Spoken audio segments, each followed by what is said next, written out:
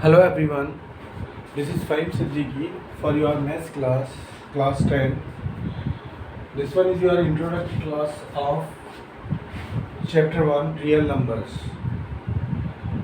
तो इस चैप्टर में हम आपको बताएंगे कि रियल नंबर्स को हम कैसे सॉल्व करेंगे, कैसे नहीं।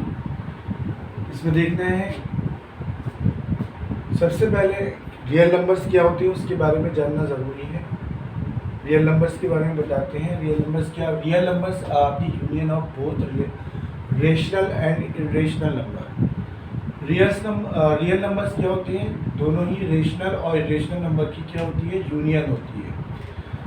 अब बात आती है हमारे पास कि रेशनल नंबर क्या होते हैं। Rational number the number which is written the form of p upon q where p is anything else but q is not equal to 0, that is called rational number।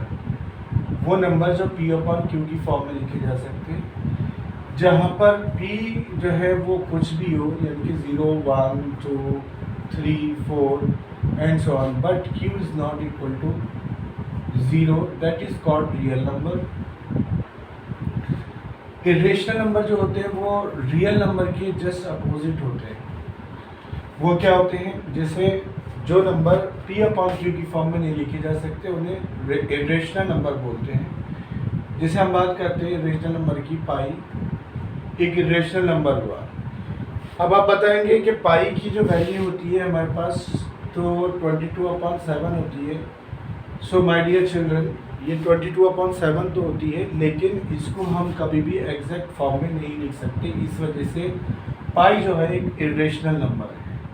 पाई जो है rational number नहीं है, क्योंकि इसकी जो हमें exact value नहीं मालूम है कि एग्जैक्ट वैल्यू हमारे पास क्या है। पाई है, √3 है, √2 है, √5 है, ये सारे जो हैं वो इरेशनल नंबर हैं जितने भी हैं। अब बात करते हैं हम इरेशनल नंबर में। अगर हम कहते हैं कि √4 इज अ इरेशनल नंबर और नॉट, तो √4 इरेशनल नंबर नहीं होगा, क्योंकि √4 का जो सॉल्व करेंगे जब हम √4 को, तो कितना आ जाएगा? 2 आ जाएगा। 2 आने के बाद हम इसको 2/1 की फॉर्म में लिख सकते हैं, जो कि एक रेशनल नंबर बैठेगा। तो √4 जो है वो रेशनल नंबर नहीं है।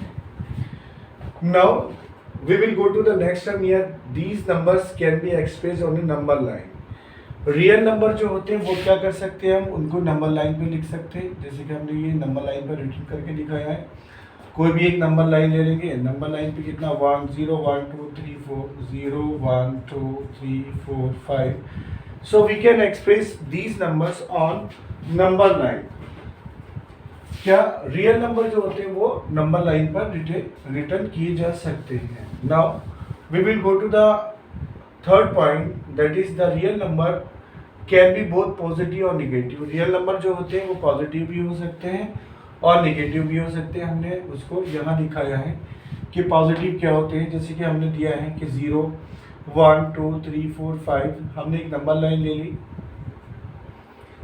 इस नंबर लाइन पे हमने ये पॉजिटिव नंबर्स ले लिए और ये हमने नेगेटिव नंबर्स लिए, तो 0। तो हम कह सकते हैं कि रियल नंबर में क्या आते हैं? इंटीजर्स भी आते हैं, क्योंकि इंटीजर्स में जो होते हैं दोनों ही पॉजिटिव और नेगेटिव नंबर्स होते हैं, including 0। So we can say that the real numbers can be both positive और negative। तो रियल नंबर क्या होते हैं? पॉजिटिव और निगेटिव होते हैं। ये पॉइंट्स है हमारे पास जो कि रियल नंबर के बारे में हमें क्या देते हैं? इंफॉर्मेशन देते हैं।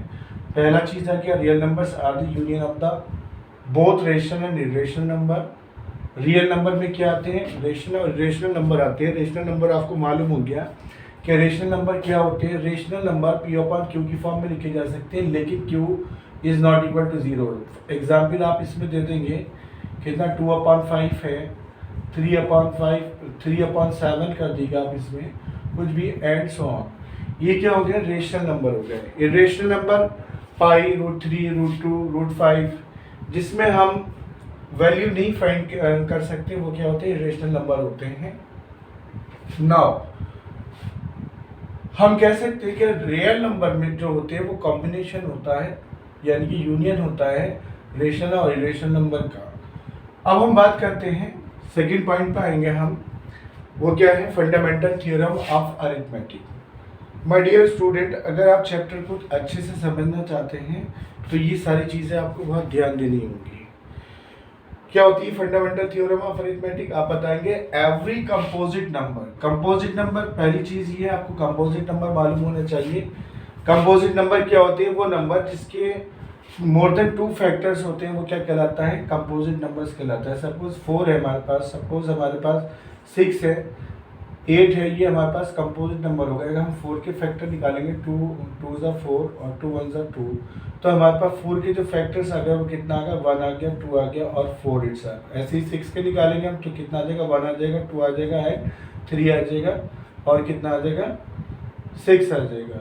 ये हमारे पास जो है कंपोजिट नंबर आ गया। 2 3 ज़ा 6 और 3 1 ज़ा 3, 1 2 3 then 6. These are the composite number, the numbers which have more than one factor, that is called composite numbers. ये हमारे पास फंडामेंटल थ्योरम की बात कर रहे हैं। उसके बाद हम बात करते हैं, तो फंडामेंटल थ्योरम की बात करेंगे तो उसमें बताएंगे every composite number can be written as a product of priorities. जितने भी कंपोजिट नंबर्स होते हैं वो क्या होते हैं? प्रायोरिटीज के आधार पर लिखे जाते हैं in one and only one way. एक ही वे है उसका, एक ही रास्ता है। वो क्या है? जैसे कि हम यहाँ पे एग्जाम्पल के थ्रू आपसे बात करेंगे कि एग्जाम्पल में हमने 66 दिया, 66 के हम फैक्टर निकालेंगे, वो कितने हुए? 2 3 ज़ा 6, 2 3 ज़ा 6। अगेन ये ऑड नंबर आ गया तो 2 से नहीं जाएगा, then we will take here 3 3 1 ज़ा 3, 3 1 ज़ा 3। Now 11 is a prime number, 11 1 ज़ा 11। So we are getting the factors of 66 equal to 2 into 3 into 11. These are the factor of 66. Now again we will take we are taking the another number, that is 420. We will taken out the factor of 420, that is 2 2 is 4, 2 1 is 2, 0. Now 2 1 is 2, 0, 2 5 is 10. Now we will go to 3 3 3 is 9, 3 5 is 15. Here 5 7 is 35, that is 7 1 is 7.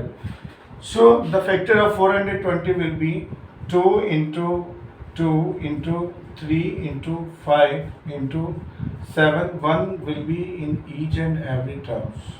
ये 1 जो है सभी में रहेगा। अब हम निकालेंगे HCF and LCM using prime factorization. HCF निकालेंगे इसका,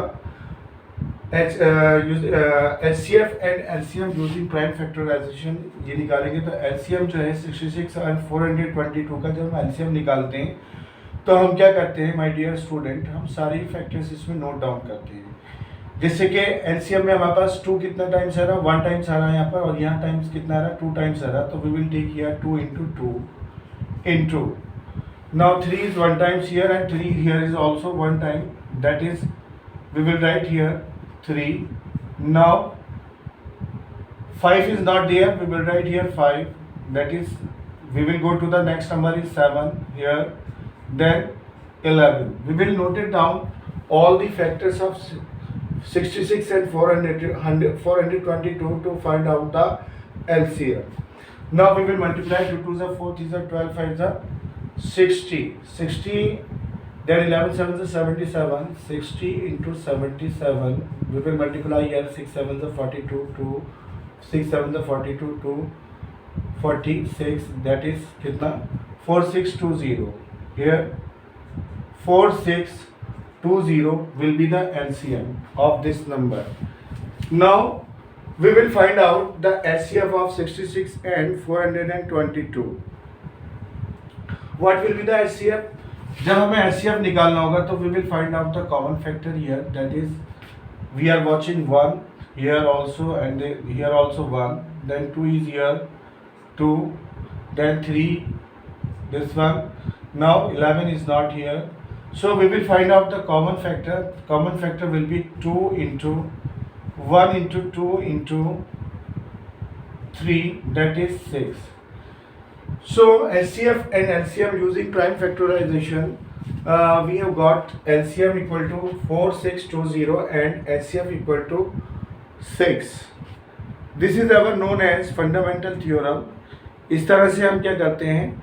फैक्टर निकाल सकते हैं और इस तरह से हम HCF भी फाइंड आउट कर सकते हैं, LCM भी फाइंड आउट कर सकते हैं। ये हमारा फंडामेंटल थ्योरम कहलाती है रियल नंबर्स में. Now we will study here